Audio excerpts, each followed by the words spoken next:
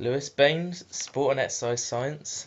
The time is 8:10 on the 8th of December 2014.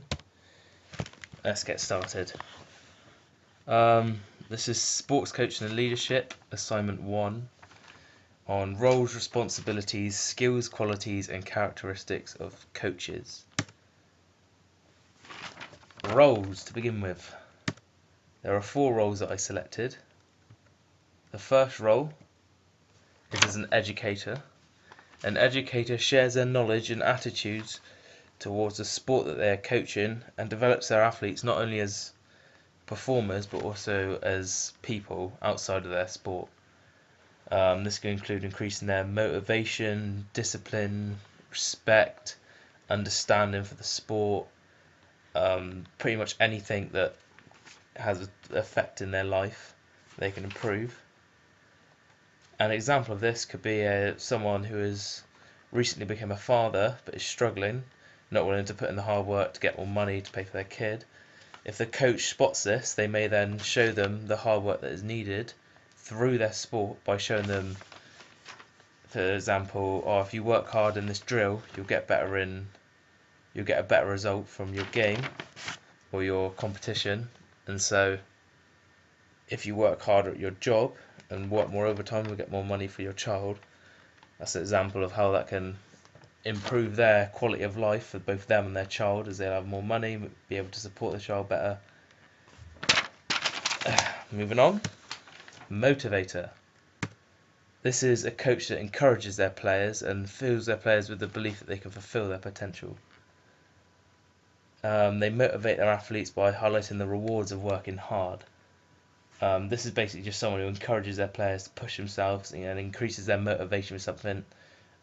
This could be by increasing their arousal and aggression if needed. For example, in rugby, just by shouting at them, making them angry, making them want to play. That motivates them to be aggressive on the field and put in big tackles and run hard.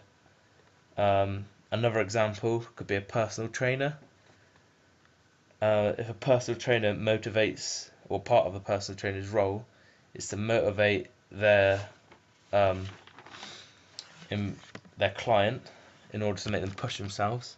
The client gains from this, as if without them they wouldn't push themselves, with them they would push themselves, and so they gain more from the exercises that they're doing, from their workouts. They'll get more benefits. For example, if they wanted to gain muscle mass, they'll gain muscle mass quicker because they push themselves in the weights. Moving on, trainer. This is simply a coach that improves their athlete's skill and gives specific info on how to increase their skill. So they have the knowledge and experience to improve their athlete's performances, and they improve their skills, tactics, nutrition, and fitness levels. So it's not only based around skills, but also every other knowledgeable aspect of their sport. So this is basically looking at their performance and how to improve it and giving them specific information on it. For example, a basketball coach may tell their players, you're not quite shooting right, try putting your arm at a right angle. That'll help you get more accurate with your shot. Therefore, it'll improve their shot. They'll get more shots score more baskets in the game, score more points, which will improve their performance. Without it, this would benefit them, as without the trainer, players wouldn't be able to improve. So, what's the point in training if you don't improve? You just keep losing. And the last one is a role model. This is someone that the athletes can trust and aspire to be like. This is an individual who the athlete aspires to be like and will start to copy their positive behaviour, and someone that the athlete can talk to when things are not going well for them. So this is more like a sort of someone that helps them with their life, a bit similar to the educator, but more leads by example instead of telling them. An educator will tell them how to do this. A role model will actually act out themselves, and then their participants will just copy them or lead by example.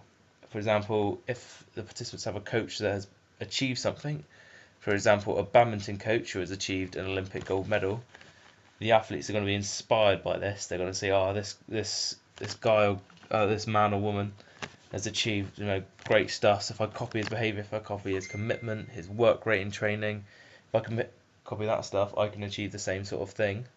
And they also can guide the athlete show them how to improve in their life, what to do, that sort of thing. So moving on to specific examples of coaches. The first one I picked was Nathan Barnard. He coaches the youth teams at Middlesbrough Cricket Club, the under 9s through to under 15s. A coach who's coached me personally. His main role is as a role model to the children that he coaches, giving them something positive that they can aspire to be like.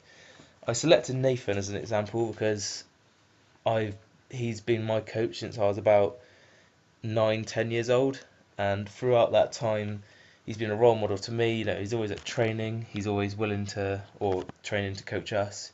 He's always working hard, he works hard to get us fixtures. He always shows great sportsmanship, always shows respect for everyone, encourages team skills, works well in teams with others. He always enjoys cricket as well. That was the main thing that I really copied, was the fact that he just enjoyed being there, which moved over to me. I started enjoying being there. I started to copy the respect that he gave for other people, the sportsmanship for other people, and that sort of copied over into other things, so school, into rugby, another sport that I play. So that helped me in other areas of my life, and that's his role within every other child he coaches. He helps them with other things, because he teaches primary school and secondary school children. A lot of it is sort of things they can do in school, so respect for their teachers, working hard, that sort of thing. The impact of this on the performance of the team. We weren't always the best team, but we always showed good sportsmanship to whoever we played. We were always enjoyed it. That was the main thing. We loved our time at cricket, even though we lost most of our matches. Positive of this, again, we enjoyed it, which is the whole reason that children play sport, is to enjoy it. A negative of this, of course, is we weren't always improving our performances. It was more of a social thing, and so we lost a lot of matches. My second example is Freddie Roach. Freddie Roach is a professional boxing and MMA trainer who has trained dozens of successful boxers and MMA fighters, including Amir Khan, Mike Tyson, and Anderson Silva, all world title holders in their sport and weight category. His main role is as a motivator to his fighters, encouraging them to push hard and win their fights.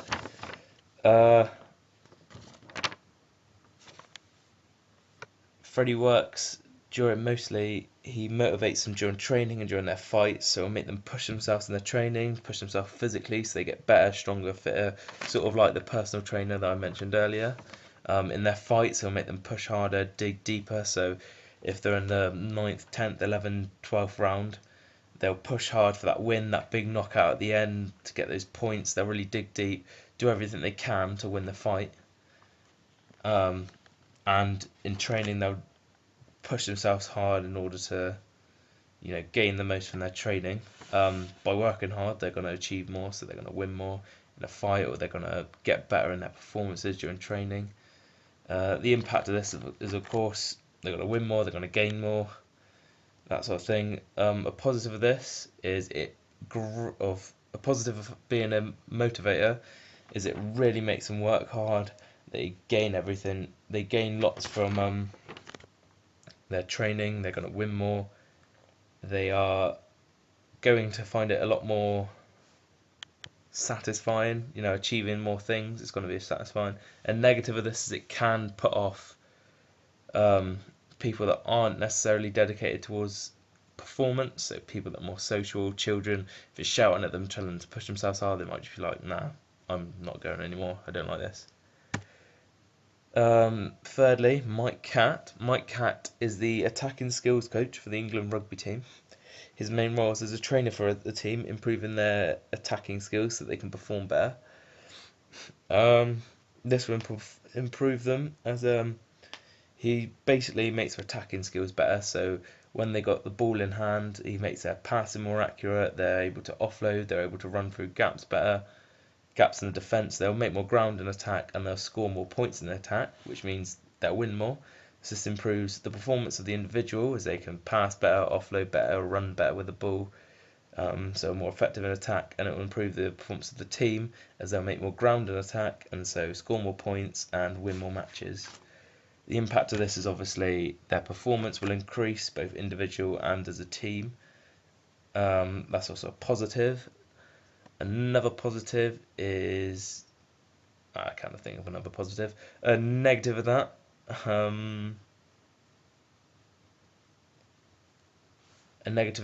as the same with the motivator, it can turn off people that are more socially based. If they're just looking for some fun, if they're going into hard skill drills to improve, they're not going to find it as interesting, so they might just quit, give up. Oh, I don't like that, I'm not going to go anymore. Lastly, Sam Riley.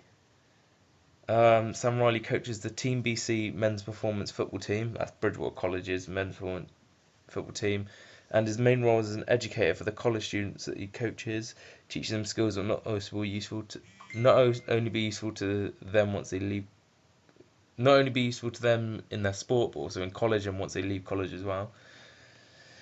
So obviously all the athletes that he coaches are college students, so he's going to teach them dedication, commitment, hard work for the sport, and then he's going to teach them, you need to apply that not only through the sport but also for your college work and for any career that you have afterwards.